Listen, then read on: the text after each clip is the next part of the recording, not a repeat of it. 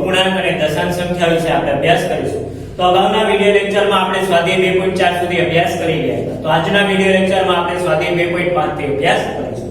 તો જોઈએ વિદ્યાર્થી મિત્રો કે સ્વાધ્યાય 2.5 માં પહેલો પ્રશ્ન આપણને આપેલો છે કે કઈ સંખ્યા મોટી છે તે જણાવો. કે અહીં જે આપેલી સંખ્યાઓ છે એ સંખ્યાઓમાંથી કઈ સંખ્યા મોટી છે તે આપણે જણાવો. તો અહીં આપેલું છે 0.5 કે 0.05. તો બંને સંખ્યાને આપણે શું કરીએ છીએ? બંને સંખ્યાના દશાંશના સ્થાન સરખાવતા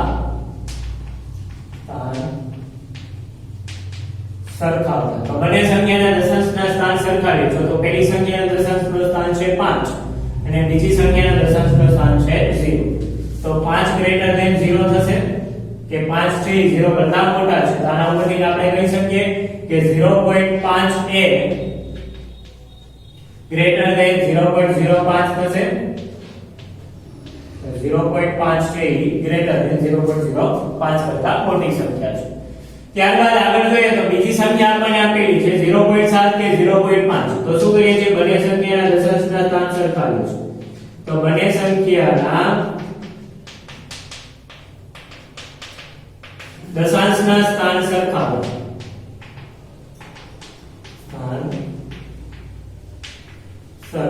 તો બંને સંખ્યાના દશાંશના સ્થાન સરખાવીએ તો પહેલી સંખ્યાના દશાંશનું સ્થાન છે 7, બીજી સંખ્યાના દશાંશનું સ્થાન છે 5. તો આમ થશે કે 7 ગ્રેટર ધેન 5 કે 7 છે 5 કરતા મોટા છે. તેથી 0.7 ગ્રેટર ધેન 0.5 થશે કે 0.7 છે 0.5 કરતા કેવા છે? મોટા છે. ત્યારબાદ ત્રીજી સંખ્યા આપેલી છે 7 કે 0.7. તો બંને સંખ્યાના શું કરીએ છીએ? એકમના સ્થાન સરખાવીએ છીએ. તો બંને સંખ્યાના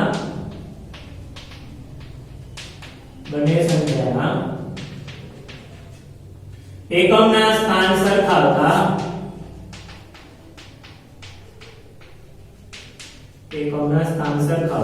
તો આ સંખ્યાના એકમનો અંક કયો છે? 7. આ સંખ્યાના એકમનો અંક કયો છે? 0. તો 7 ગ્રેટર ધેન 0 થશે કે 0 કરતા 7 કેવા છે? મોટા છે. તેથી 7 ગ્રેટર ધેન 0.7 કે 7 છે 0.7 કરતા કેવા છે? મોટા છે. ત્યારબાદ ચોથી સંખ્યા આપણને આપેલી છે 1.37 કે 1.49. તો આમાં જોઈ શકો છો કે બંને સંખ્યાના એકમના સ્થાન કેવા છે? સરખા છે. એટલે કે બંને સંખ્યામાં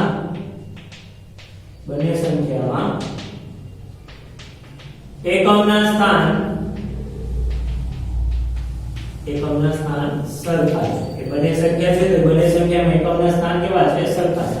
તો બંને સંખ્યાને આપણે શું કહીએ છીએ? દશાંશના સ્થાન સરખાવતા. બંને સંખ્યાના દશાંશના સ્થાન સરખાવતા કે બંને સંખ્યાના એકમના સ્થાન સમાન છે. એટલે કે શું કહે છે? બંને સંખ્યાના દશાંશના સ્થાન સરખાવતા. તો પહેલી સંખ્યાના દશાંશનું સ્થાન છે 3 અને બીજી સંખ્યાના દશાંશનું સ્થાન છે 4. તો આમ થશે 3 લેસ ધેન 4. 3 કરતા 4 કેવા છે? મોટા છે. તેથી 1.37 લેસ ધેન 1.49. 1.37 કરતા 1.49 કેવા છે? મોટા છે. ત્યારબાદ પાંચમી સંખ્યા આપણે જોઈએ તો આપેલું છે 2.03 કે 2.30. તો આમાં બંને સંખ્યામાં એકમના સ્થાન કેવા છે? સરખા છે. એટલે કે બંને સંખ્યામાં એકમના સ્થાન સરખા છે.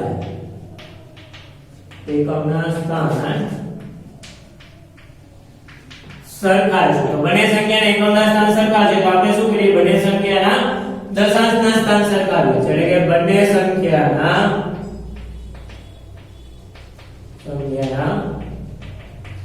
દશાંશના સ્થાન સરખાવતા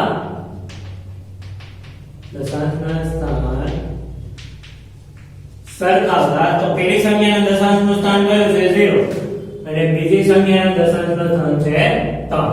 તો 0 કરતા 3 મોટા થશે એટલે કે આવશે 0 લેસ ધેન 3. તો આના ઉપરથી આપણે એમ કહી શકીએ કે 2.03 લેસ ધેન 2.30 કે 2.30 છે 2.03 કરતા મોટા છે. ત્યારબાદ આગળ જોઈએ તો આ બંને સંખ્યામાં 0.80 અને 0.88. તો બંને સંખ્યામાં એકમ અને દશાંશના સ્થાન કેવા છે? સરખા છે. અને આપણે શું કર્યું છે? બંને સંખ્યાના શતાંશના સ્થાન સરખા છે કે બંને સંખ્યામાં એકમ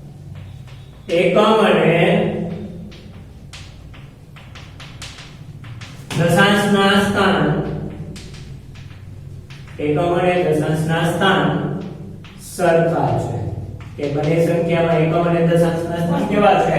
સરખા છે. એટલે બંને સંખ્યાના એકમ અને દશાંશના સ્થાન સરખા. તો હવે આપણે શું કરીએ છીએ? બંને સંખ્યાના શતાંશના સ્થાન સરખા લઈશું. એટલે કે બંને સંખ્યાના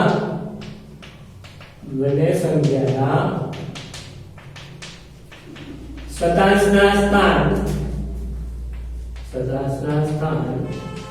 સરખાવતા કે બંને સંખ્યામાં શું કરીએ છીએ? આપણે શતાંશના સ્થાન સરખાવે છે. તો પહેલી સંખ્યાના શતાંશનું સ્થાન કયું છે? 0. બીજી સંખ્યાના શતાંશનું સ્થાન કયું છે? 8. તો 0 કરતા 8 મોટા થશે એટલે આવશે 0 લેસ ધેન 8. તો 0 લેસ ધેન 8 છે તો એના પરથી આપણે આમ કહી શકીએ કે 0.80 લેસ ધેન 0.88 કે 0.88 છે એ 0.80 કરતા કેવા છે? મોટા છે. તો અહીં આપણે સ્વાધ્યાય 2.5 નો પહેલો પ્રશ્નનો અભ્યાસ કર્યો. હવે જોઈએ બીજો પ્રશ્ન. તો દશાંશનો ઉપયોગ કરીને શું કરવાનું છે? એને રૂપિયામાં ફેરવવાનું છે કે દશાંશનો ઉપયોગ કરીને રૂપિયામાં રૂપાંતર કરવું. તો અહીંયા આપણે જાણીએ છીએ તે મુજબ કે 1 રૂપિયો બરાબર શું થશે? 1 રૂપિયો બરાબર 100 પૈસા. કે આપણે જાણીએ તે મુજબ શું થશે કે 1 રૂપિયો બરાબર 100 પૈસા. તો 1 પૈસો બરાબર શું થશે? કે 1 પૈસા બરાબર ત્યાં 100 ગુણાકારમાં બરાબરની ઓલી બાજુ ભાગાકારમાં આવશે એટલે કે આવશે 1/100 રૂપિયા. બરોબર કે આપણે જાણીએ તે મુજબ કે 1 રૂપિયો બરાબર શું થશે? 100 પૈસા. તો 1 પૈસો બરાબર શું થશે? 1/100 રૂપિયા. તો અહીંયા પહેલી સંખ્યા આપણને આપેલી છે કે 7 પૈસા. તો 7 પૈસાને આપણે રૂપિયામાં ફેરવીએ તો શું થશે કે આ 7 પૈસા છે તો પૈસાને રૂપિયામાં ફેરવો તો શું આવશે? 1/100 વડે ગુણવું પડે. એટલે કે પૈસાને હું રૂપિયામાં ફેરવું છું એટલે આવશે 1/100 રૂપિયા. હવે આપણે જાણીએ તે મુજબ અંશનો ગુણાકાર અંશ સાથે એટલે કે 7 એકા 7 છેદમાં આવશે 100 રૂપિયા. હવે 7 ના છેદમાં 100 છેદમાં 2 0 છે એટલે કે બે આંકડા પછી પોઈન્ટ આવશે તો જવાબ આવશે 0.07 રૂપિયા. કે બે આંકડા પછી પોઈન્ટ એટલે 1 અને 2 બે આંકડા પછી પોઈન્ટ એટલે જવાબ શું આવશે? 0.07 રૂપિયા કે 7 પૈસા બરાબર થશે 0.07. ત્યારબાદ બીજો દાખલો આપણને આપેલો છે 7 રૂપિયા અને 7 પૈસા. તો આપણે 7 રૂપિયા અને 7 પૈસાને શું કરવાનું છે? રૂપિયામાં ફેરવવાના છે. તો રૂપિયા 7 થશે પ્લસ અહીંયા 7 પૈસા આપેલા છે. તો 7 પૈસાને પહેલા તો રૂપિયામાં ફેરવવા જશે એટલે કે આવશે રૂપિયા 7 પ્લસ 7 પૈસાને રૂપિયામાં ફેરવો લાવશે 7/100 કે પૈસાને રૂપિયામાં ફેરવો લાવશે ભાગ્યા શું આવશે? લાવશે રૂપિયા. એટલે કે આવશે 7 રૂપિયા પ્લસ 7/100 એટલે કે આવશે 0.07 રૂપિયા. હવે 2 રૂપિયા વપરી ગયા, બેનો સરવાળો કરો તો શું આવશે? 7.07 રૂપિયા. કે 7 રૂપિયા અને 7 પૈસા બરાબર શું થશે? 7.07 રૂપિયા. કે અહીં સરવાળો ન આવડતો હોય તો આ રીતે આવશે સરવાળો. અહીંયા સાઈડમાં કરું છું 7 રૂપિયા અને પ્લસ આપેલું છે 0.07 રૂપિયા. એટલે કે પોઈન્ટ નીચે પોઈન્ટ આવવો જોઈએ. હવે સરવાળો કરીએ તો 0 + 7 એટલે આવશે 7, 0 + 0 એટલે 0, 7 + 0 એટલે આવશે 7 અને પોઈન્ટ નો પોઈન્ટ તો જવાબ શું આવશે? 7.07. તો 7 રૂપિયા 7 પૈસા બરાબર શું થશે? 7.07 રૂપિયા. ત્યારબાદ આપણે ત્રીજો દાખલો જોઈએ. તો ત્રીજો દાખલો આપણને આપેલો છે 77 રૂપિયા અને 77 પૈસા. તો પહેલા તો રૂપિયા કેટલા આપેલા છે? 77 પ્લસ આ 77 પૈસા આપેલા છે એટલે આવશે +77 પૈસા. તો આ પૈસાને તો પહેલા આપણે રૂપિયામાં ફેરવવા જશે એટલે આવશે રૂપિયા 77 પ્લસ આ પૈસાને હું રૂપિયામાં ફેરવીશ એટલે આવશે છેદમાં 100. એટલે કે આ શેમાં ફરી ગયો? હવે રૂપિયામાં. તો હવે 77 રૂપિયા પ્લસ હવે 77 ના છેદમાં 100 એટલે છેદમાં 2 0 એટલે બે આંકડા પછી પોઈન્ટ આવશે એટલે 0.77 આવશે એટલે કેટલા રૂપિયા થશે 0.77 રૂપિયા હવે 77 રૂપિયા પ્લસ 0.77 રૂપિયાનો સરવાળો કરીએ તો જવાબ શું આવશે 77.77 રૂપિયા કે 77 રૂપિયા ને 77 પૈસા બરાબર શું થશે 77.77 રૂપિયા ત્યારબાદ આપણને ચોથો દાખલો આપેલો છે કે 50 પૈસા તો આ 50 પૈસાને આપણે શું કરવાનું છે રૂપિયામાં ફેરવવાનું છે તો રૂપિયામાં ફેરવવા માટે શું કરવું પડશે 50 ને 100 વડે ભાગવું તો એ રૂપિયામાં ફરી જશે એટલે કે 50 પૈસા ને હું રૂપિયામાં ફેરવવા માટે 100 વડે ભાગું છું એટલે આ થઈ ગયું રૂપિયામાં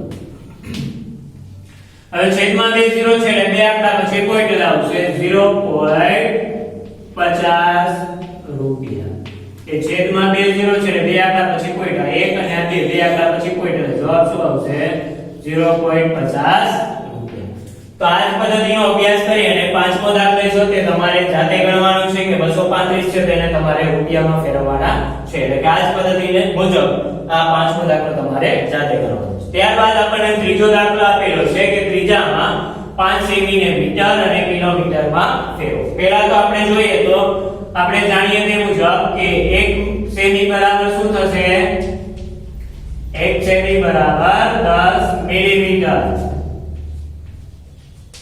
પછી 100 સેમી બરાબર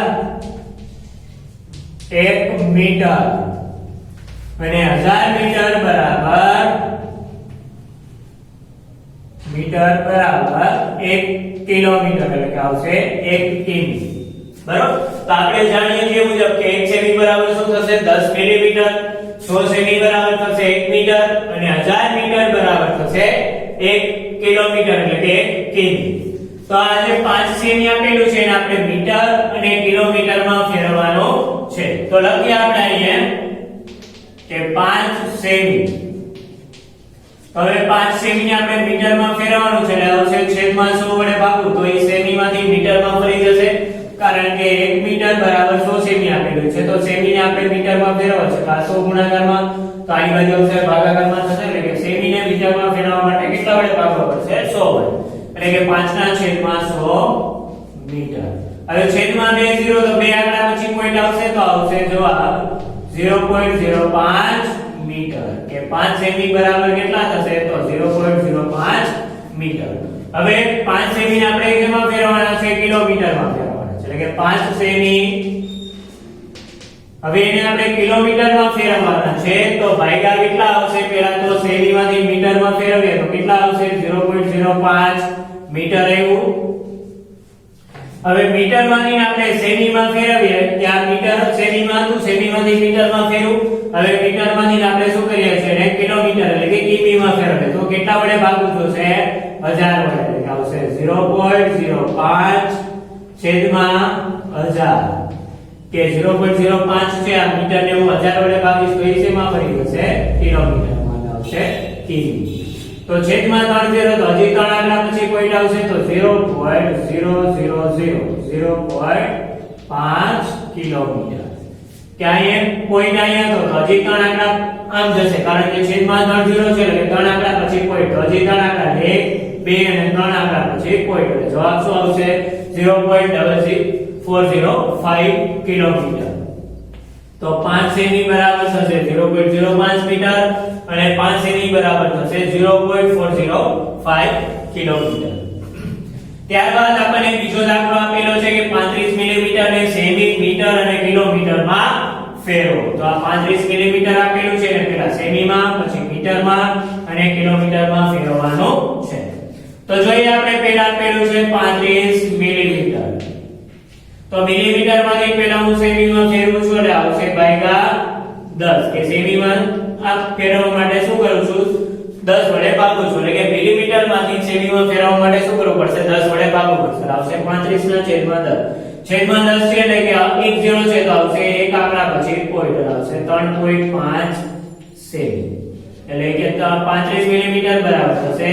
3.5 સેમી હવે આ મિલીમીટરને શું કરવાનું છે મીટરમાં ફેરવવાનું છે એટલે કે 35 મિલીમીટર ત્યાં આપણે પહેલા તો શું કર્યું મિલીમીટર માંથી સેમી માં ફેરવું લાવ્યું 3.5 સેમી હવે સેમી માંથી હું એને મીટર માં ફેરવીશ તો સેમી માંથી મીટર માં ફેરવવા માટે શું કરવું પડશે 100 વડે ભાગવું પડશે એટલે કે આવશે 3.5 છેદમાં 100 સેમી હતું હવે શું થઈ જશે મીટર તો છેદમાં 2 0 તો હજી બે આંકડા પછી પોઈન્ટ આવશે તો જવાબ શું આવશે 0.035 મીટર કે અહીંયા એક પોઈન્ટ હતો બરાબર તો હજી બે પોઈન્ટ આમાં જશે કારણ કે છેદમાં 2 0 છે એટલે હજી બે આંકડા પછી પોઈન્ટ એટલે 1 અને બે આંકડા પછી પોઈન્ટ એટલે જવાબ શું આવશે 0.035 મીટર ત્યારબાદ જોઈએ તો ચોથો દાખલો આમાં જ ત્રીજો દાખલો આપેલો છે કે 35 કિલોમીટર ને આપણે શું કરવાનું છે કિલોમીટરમાં ફેરવવાનું તો 35 મિલીમીટર એને પહેલા શું કરીએ આપણે મિલીમીટર માંથી મીટરમાં ફેરવીએ તો શું જવાબ આવે છે 0.035 મીટર કે મિલીમીટર હતું એમાંથી મીટરમાં ફેરવું તો આપણને જવાબ મળ્યો 0.035 મીટર હવે મીટર માંથી આપણે શું કરીએ છે કિલોમીટરમાં ફેરવીએ એટલે આવશે ભાગ્યા 1000 એટલે કે આવશે 0.035 છેદમાં 1000 એટલે આ શેમાં ફરી ગયું કિલોમીટરમાં હવે છેદમાં 3 0 લઈ ગયા જે ત્રણ આંકડા પછી પોઈન્ટ આવશે તો જવાબ આવશે 0.00035 કિલોમીટર એટલે કે કિમી કે અહીં પોઈન્ટ અહીંયા હતો બરાબર 0.035 હતો તો હવે હજી પોઈન્ટ 3 આમ જશે કારણ કે છેદમાં 3 0 છે એટલે કે જે ત્રણ આંકડા પછી પોઈન્ટ જશે એટલે કે 1 2 અને 3 આંકડા પછી પોઈન્ટ આવશે 0.4035 કિલોમીટર એટલે કે 35 મિલીમીટર બરાબર થશે 3.5 સેમી 35 મિલીમીટર બરાબર થશે 0.035 મીટર અને 35 મિલીમીટર બરાબર થશે 0.4035 કિલોમીટર તો અહીંયા આપણે સ્વાધ્યાય 2.5 ના ત્રણ દાખલા સુધી અભ્યાસ કર્યો આવતા વિડિયોમાં આપણે સ્વાધ્યાય 2.5 ના ચોથા દાખલાથી અભ્યાસ કરીશું તો ત્યાં સુધી દરેક મિત્રોને જય હિન્દ જય ભારત